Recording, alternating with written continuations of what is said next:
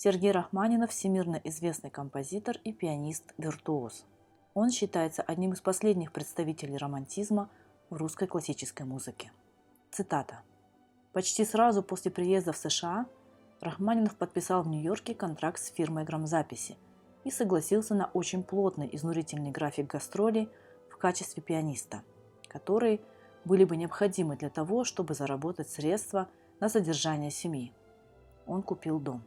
И лишь значительно позже, незадолго до смерти, он переехал в Голливуд для того, чтобы удовлетворить свой интерес к кинематографу.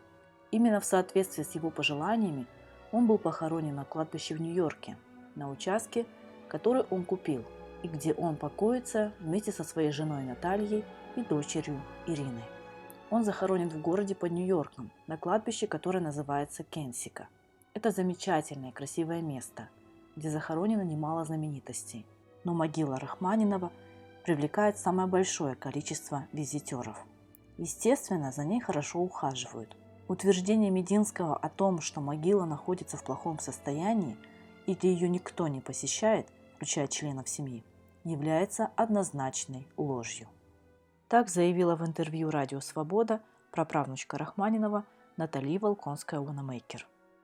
На вопрос, как вы и ваша семья относитесь к кампании по возвращению останков вашего прапрадеда в Россию, она ответила так. Далее цитаты. Рахманинов бежал от преследований после революции 1917 года. Россия, которую он знал и любил, более не существовала. В отместку российские власти держали его музыку под запретом в течение десятилетий. Гений, которого они поначалу восхваляли как национального героя, был внесен в черный список после того, как он опубликовал в «Нью-Йорк Таймс» письмо с осуждением режима. Предпринимая попытки отказать Рахманинову в его последней просьбе быть похороненным вместе с женой и дочерью, российское правительство еще раз доказывает, что у него нет никакого уважения к Сергею Рахманинову, человеку. Правительство интересует только имя композитора и то, как оно может использовать его для своей выгоды. Несколько лет назад уже бывший министр культуры Российской Федерации Владимир Мединский заявил, что могила Рахманинова в Нью-Йорке в неудовлетворительном состоянии и необходимо скорейшее перезахоронение останков композитора уже в Новгородской области. Вернуть Рахманинова было бы большим делом. Так цитирует Мединского агентство ТАСС.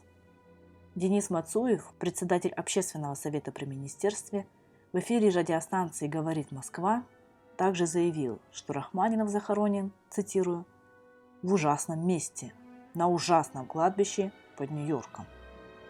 И он поддерживает инициативу. На что праправнучка Сергея Рахманинова ответила, что семья не намерена нарушать последнюю волю композитора и переносить его прах из США в Россию. Ее цитата. «Мы не собираемся идти против его воли, потому что его останки будут оставаться там, где они были похоронены». Далее цитата Натали Волконской-Уанамейкер. Сергей Рахманинов стал американским гражданином, потому что ему хотелось этого. Он получил свидетельство о натурализации от президента США в Белом доме. Мало того, не будем забывать, что популярность Рахманинова взмыла именно во время его жизни в Америке и Европе. Вне России он написал несколько своих лучших произведений. Я подозреваю, что отчасти это стало возможным, потому что Америка оказала ему столь теплый прием. Еще цитата от праправнучки. Кладбище регулярно посещают члены семьи Рахманинова и поклонники его музыки. В Кенсико помимо Рахманинова похоронено столько знаменитостей, так что туда никогда не зарастает тропа туристов. По пути к могиле Рахманинова надгробие Роберта Де Ниро-старшего, отца известного актера. Последнее пристанище на кладбище нашла уроженка Санкт-Петербурга, американская писательница и философ Алиса Зиновьевна Розенбаум, взявшая в Америке имя Айн Рэнд и написавшая такие бестселлеры, как «Источник» и «Атлант расправил плечи». Рахманинов отвергал возможность возвращения в послереволюционную Россию. Несмотря на тоску по родине, финансовую помощь соотечественникам в годы войны и изматывающий ритм жизни в эмиграции. Официальный бойкот его сочинений и запрет на исполнение его музыки, который является, по словам российских официальных лиц того времени, цитирую, «отражением загнивающего мелкобуржуазного духа, особенно вредного в условиях острой борьбы на музыкальном фронте». Его отказ лишь подтвердил несовместимость с проповедуемыми новой властью принципами. Композитору не простили открытого письма в «Нью-Йорк Таймс» с рассказом об истинном лице советского режима, о неприглядной правде коллективизации, о голоде, о репрессиях.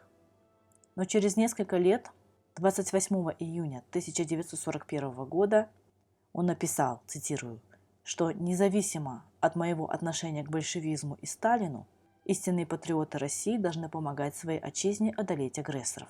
Поэтому он совершил 5 турне с концертами по США и Канаде. Доходы от этих турне, многие десятки тысяч долларов, перечислялись им в Американский фонд помощи Советскому Союзу.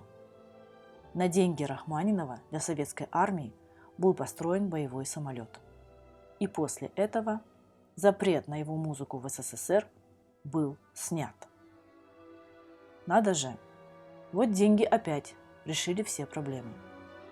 Интересно, а если бы Рахманинов не дал денег или дал меньше, то он был бы до сих пор запрещен как матерый враг советской власти, как фашист в поповской рясе, как белоэмигрант-фашист, со слов партийно-комсомольского собрания Высшей музыкальной школы, в наше время просто Московской консерватории.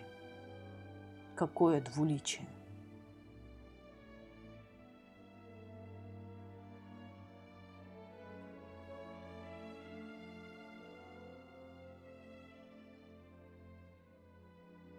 Ставьте лайки, если информация оказалась для вас полезной и интересной. Подписывайтесь на мой канал, смотрите другие мои видео. Всем пока!